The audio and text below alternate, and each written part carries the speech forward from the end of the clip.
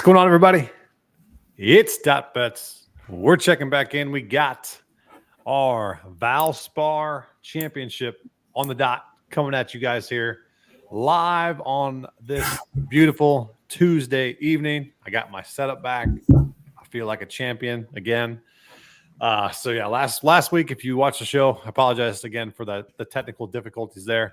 But we are back and off another, I would say, a successful Players Championship. We just didn't get the outright. Obviously, the chalk hit once again. Scotty Scheffler is on a different planet than most of these golfers right now. But it was a very, very exciting finish. We had boots on the ground with my man Teaser over there. So you followed that last group with Clark and Xander, right? Yeah, it was kind of hard. Saturday, we kind of just tried, picked them up at like 3 and kind of followed them in. And then Sunday, a lot of people went with Scheffler. So we were like, we might as well just wait for Clark and Xander. So I kind of watched most of the round. Obviously saw Xander kind of choke it. We ran, it was like a little section at 17. So we started running there once it all went down. So it was pretty cool. And then we saw 18 Wyndham Clark's putt. So and that was rough. I had in the Discord him 30-1, I think, on Thursday live. So, you can't beat Scheffler at all. So it's whatever at this point, man. It's getting frustrating. So yeah, kudos to anybody out there who went back to back with outrights of Scheffler. I know Teaser had him for the what was the one before it? Not the Arnold Palmer. Yeah, and then back to back with the Players. So salute to Scotty. He's on a different level. And yeah, Xander, typical Xander fashion. He just choked. And then Wyndham Clark has just been playing unbelievable golf. We called that on the stream last week. If you wanted to go with him, we did not mind it whatsoever. He just was absolutely, he's in a groove. And the way his ball striking, I don't think he's in the field this week, but he's going to be, I think, someone to watch. Definitely throughout the rest of the season, because he's somewhat finishing in the last group each and every Sunday. It's crazy. All right. So if you haven't tuned in yet, this is your first time, appreciate you guys tuning in. We will be here probably till about 8 p.m. Central. We go over some of our outrights that we like, our top 20s, top 40s, depending on the tournament. And then we go over tournament matchups and first round matchups. And nothing's truly official. We just go off of what we see value-wise, and then our official cards come out Wednesday evening at our respective Twitter handles, at Bet with the Boys and then at .bets. So make sure you guys give us a follow there. And if you're on YouTube, hit that thumbs up and leave a comment. Let us know that you're here. Hell, if you're on Twitter, do the same thing. Appreciate you guys tuning in. There is a 25% site-wide discount at Dub Club right now for March Madness. I know everybody's filling out their brackets. I haven't even looked at the entire bracket at once, so I'll probably fill out my good old fair share of about 3 to 5 brackets and be done with it, and crumble it up and throw it in the trash can, because it's never very good. So if you do want to join for basketball, for college basketball, NBA, PGA, I get all my round 1 matchups to the VIP subscribers. So hit that link below as well. And where can we find your premium plays, Teaser? So Discord, free Discord's in my Twitter bio, obviously. But yeah, follow the Discord, and then you can either message me on Discord now through there, or you can just message me on Twitter, and then I'll send it out to you if you want it. So you know where to find me there, and then. Yeah, I mean, it's another. I think you had a profitable week. Another, I think, almost 5 units for me, crushing the round matchups. I got on board again with those 3-0 there, and then tournament matchups should have been 3-0, but it was 2-1 because Kirk had to blow it. I think he bogeyed the last 4 out of 5 holes to lose to English. But yeah, it was another good week, and then we don't mind not getting any outrights if we're crushing the other parts of it. Yeah. So my top 20s, I had. Lowry snuck in there for me, which was nice. Me too, dude. That was we were watching the board all day Sunday. He was going like T18 to T20 all Sunday afternoon. So I was like, hold on, just hold it, come on. And then Eckroat, he screwed me to have the top 40 sweep. So He shot +4 on Sunday. That was frustrating. Hell of a And then watch. JT missed the cut. He JT, sucks. oh. Yeah, he sucks. Yeah. Did you see that thing about so speaking of JT, and then I was pivoting to Fitzpatrick. Did you see that thing about his wedge had like an extra weight in it, or his glove had an extra weight in it or something? That stuff makes me so mad when it's like one dude starts playing well all of a sudden and it's like, oh, it's because of this. It's like, well, why did we not know that? Like all of a sudden, you know what I mean? Like what I would have paid for that information. Right. Yeah. I would have. I guess that is why he played well, but like no one knew until he actually starts playing well. So I don't understand how that gets leaked right after. But. Right. And you couldn't play him. I mean, if you were playing him in a high risk DFS lineup and you were just hoping that he was going to, bounce back. It was more of just, hope. It wasn't any analysis because you couldn't go by recent form because he was that bad.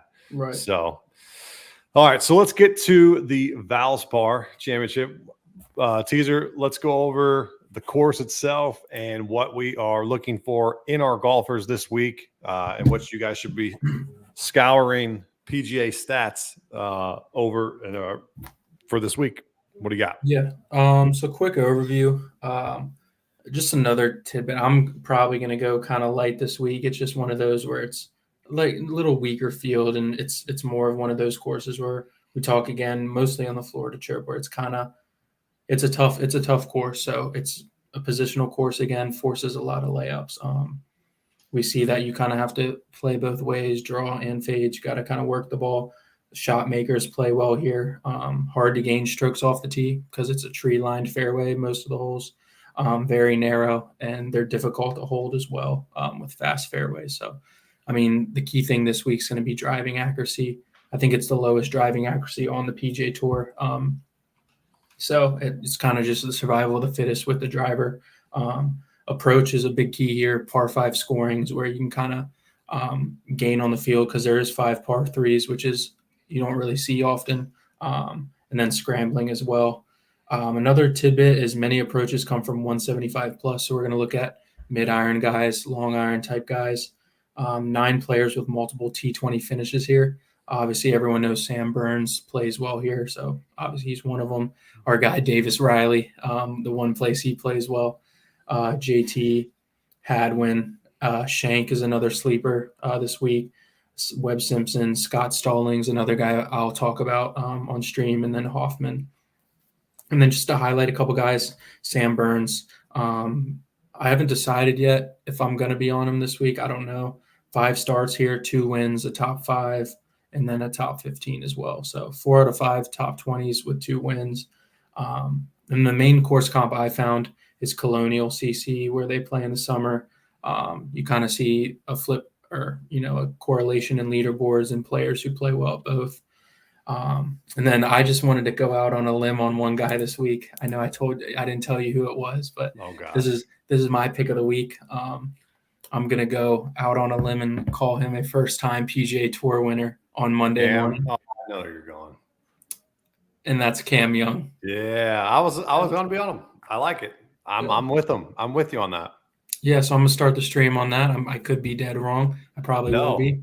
No, I'm 100% with you there. He was going to be one of the guys that I talked about tonight, and he's been playing pretty solid golf. Yeah, he got the 54th at the Players, 36th at Arnold Palmer, 4th at the Classic, or at the Cognizant, and then you got 16th Genesis, 8th at the Phoenix Open. I mean that he was on my page. Yeah, he was on my feature spot. I watched him a little Saturday in person. It's just like I watched him for like 3 holes. I'm just so fed up because it's like he's so good, all like tee to green. It's unreal. And then he'll on the greens. So he gained 2 shots on approach last week, which is really what I'm eyeing. Is the approach has been green the last 4, so that's good. The putting's been red, which obviously we know. Like I said, he has both distance and accuracy off the tee, which is kind of. Distance is a bonus here, but the accuracy is what I'm looking for. Like a guy who's long and accurate, that's going to play well here. He's never played here, which is kind of iffy for me, but I'm confident in it this week. So, yeah, I am right there with you, buddy. With Cam, and I was just going down the leaderboard. I mean, you're looking Xander, Burns, Thomas, Spieth, Harmon, and then Cam Young. Another guy, Finau. I'm not opposed to him this week. I just I think if you're playing DFS, he's the better angle there when you're basically trying to get ahead of the crowd. Kind of like you would with Fitzpatrick. It's more of a leap of faith. I mean, he's currently coming in sub 5% owned, and he's 9,300. So it's just a guy that I think is, it's a sneaky play for DFS. I don't know what his top 20 would be. Let's see. His top 20 is probably got no value. Oh, plus 130. That's not bad. Plus 130 Finau. That's a pretty good number there. I thought it was going to be like minus 105 or something. So he's I'm okay with Finau top 20 if you want to, but he's one of my sleepers this week for DK. And then, I mean, Harmon once again. Yeah, I would. I mean, yeah. God, he just makes me so mad though, because it's like I just want him to screw up because I never put him on my card, and then he always is just solid as hell.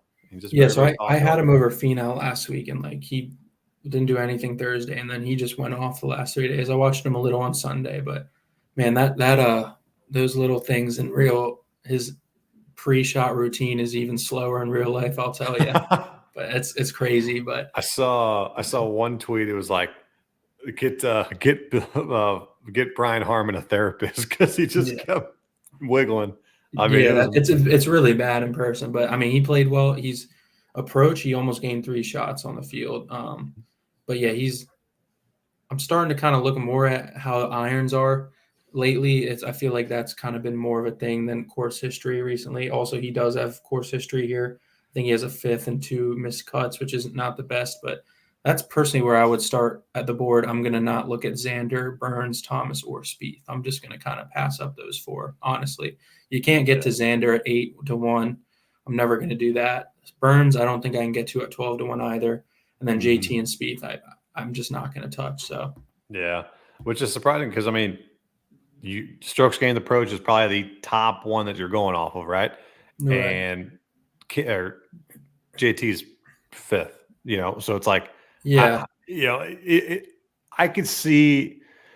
I guess it just depends on where he's coming in ownership wise when it's all said and done. But I mean, I could probably get a little bounce back from JT this week with a weaker field and maybe work something out with the 2 extra days, But JT, I think he's still there for me.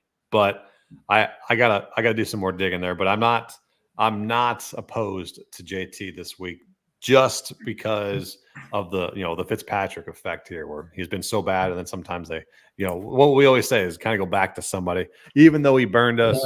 I just think there's still some value there. I mean, not really betting wise, but I'm sure DK wise there.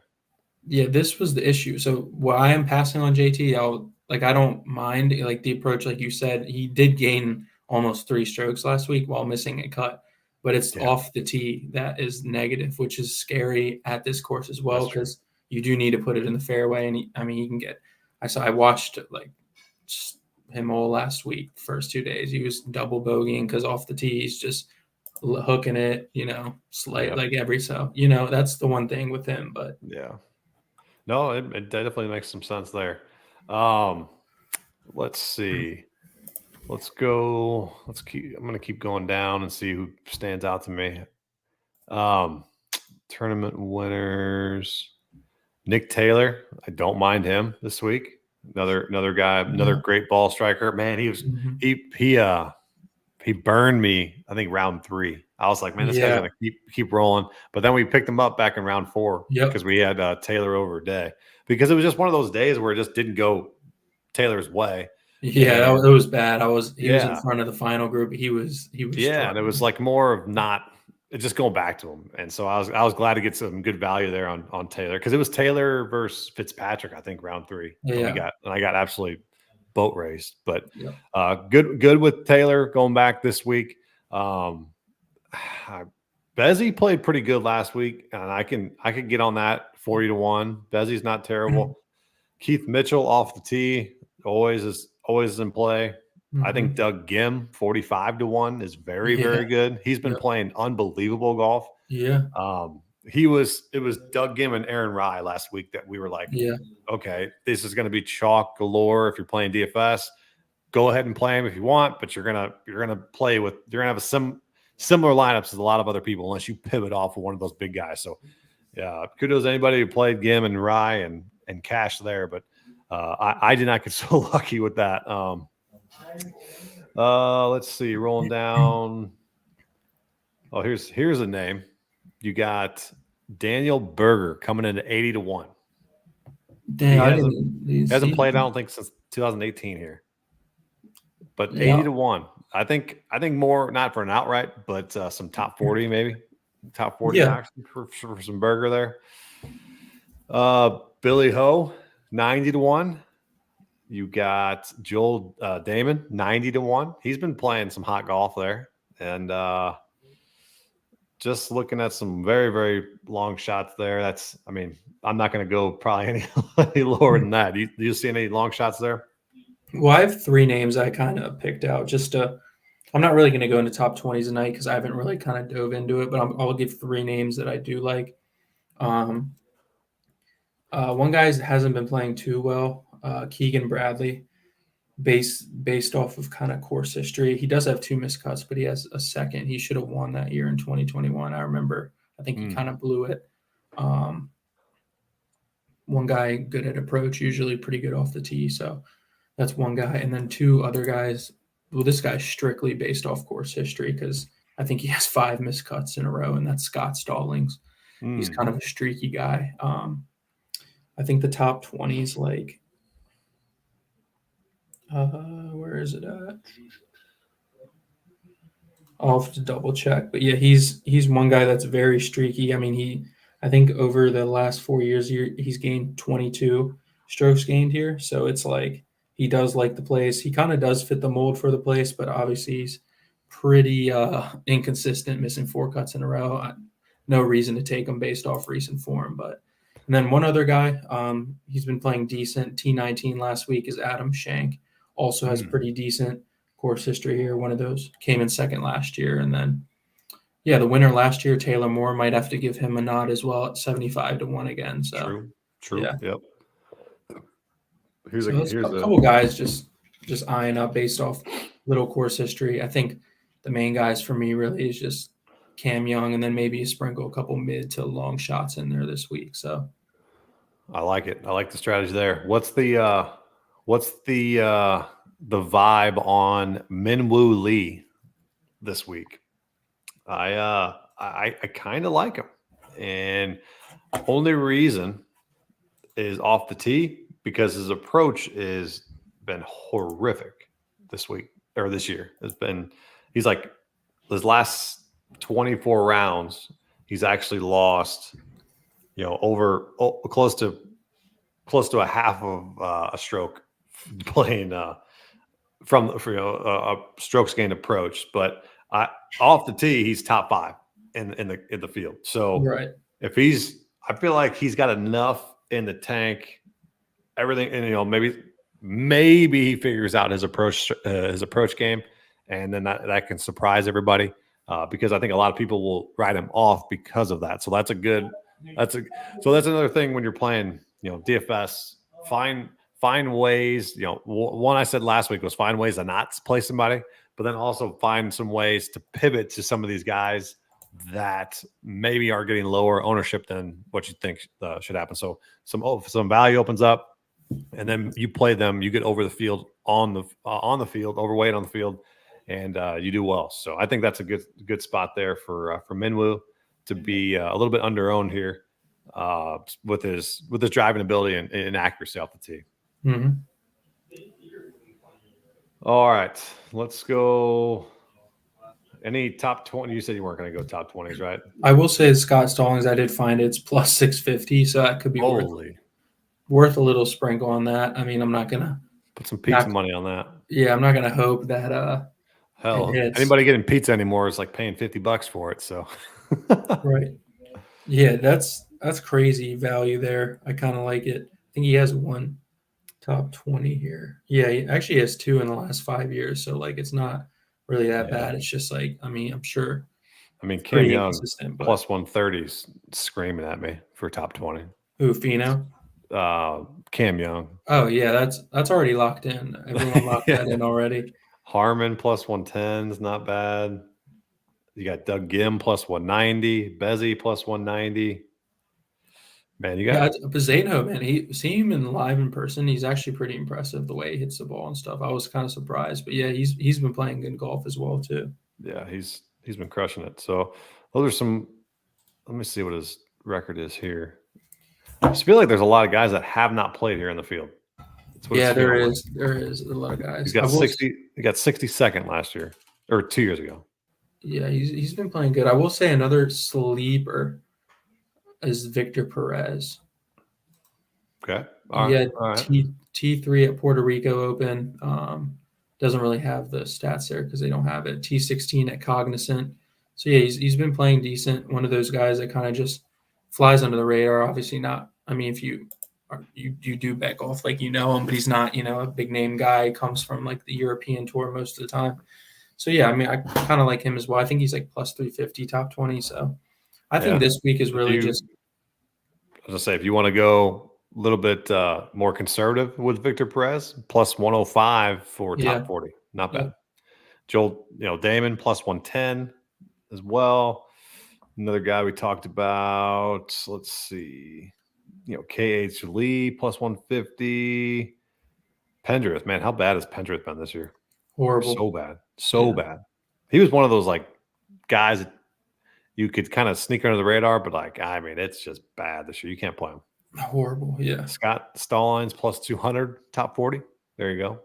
Oh, that's even better. Jeez. Top 40 market is bleak this week. That's for sure. The money. I probably, if I do have a top 40, I might add it to the top 20 graphic or something like that. But I think outright winners and top 20s and then round matchups for me this week. All right. So speaking of matchups, let's go to the tournament matchups first. And then we'll go round by round, or the round one matchups here. So let's see if we got, of course, we talk about Doug Gim and Aaron Ryan. They match them up. And they know, Gim minus 120. It's not bad. I think I like that. Tourney matchups, yeah. Tourney matchup. Yeah. Finau over Sungjae minus 110. I think that's pretty good for Finau. I don't even hate Shank over Bezzy. Yeah. Plus 115. That's not that bad, but as I talk up Bezzy. Yeah, I mean, that's just value there, really. That's what it is. Oh, here we go. This is the lock of the century. Here we go. Cam Young plus 125 over Justin Thomas for the whole tournament. So what am I going to have? Cam Young outright top 20 and tournament matchup? Don't make me do it. I was going to say, you better take that. That's screaming at you. But that also makes me play JT a little bit more in DFS because he's going to play. Like, I'm sure he gets a top 20. I don't know. He does have a good curious record. To see what his ownership is like when it comes in at come Wednesday night, because if it's anywhere below 20%, I might lock button Justin Thomas just because there's so much value and potential. That's the only reason. If anybody has any questions over that, I haven't really talked JT up. We talked up Cam Young, but obviously, DFS is a little bit different beast there. So if you find some value there, go. We can maybe roll with JT, but we'll see. I think my favorite one's actually Nick Taylor over Adam Hadwin. I think that's my favorite one. I actually think because he's been horrendous off the tee. Hadwin. Yep. Last week he was horrible. Arnold Palmer, he was pretty bad. Genesis, he did well, but he's missed 2 cuts out of the last 4. Like, he hasn't been playing well at all. I don't really see him kind of righting the ship just yet. But yeah, Nick Taylor's been playing solid golf. That's a good one right there. Yeah, those are some pretty solid tournament matchups there. All right, let's go to the round one matchups. I go by the groups, and Riley, Hardy, Simpson. Not going to get involved with that one. Burns, Thomas, and Sungjae. That's intriguing because you can go Burns over Thomas or vice versa. But that's a pretty good matchup there. If you want some type of value, I mean, you can, if you like Sungjae, go that route. But I think I'm going to fade Sungjae this week. So book him to be top 10. Cam Young minus 130 over Sepp Straka. That's Give me that. that's Might intriguing. as well just go Cam Young all the way. Let's make FRL round 1. That means he's going to miss the cut. Damn it. Yeah, I know. Finau over Sepp Straka. So and then Finau minus 110 over, or basically it's split with Cam Young. Not bad. Ooh, you can put your money with your mouth is with Scott Stallings over Seamus Powers.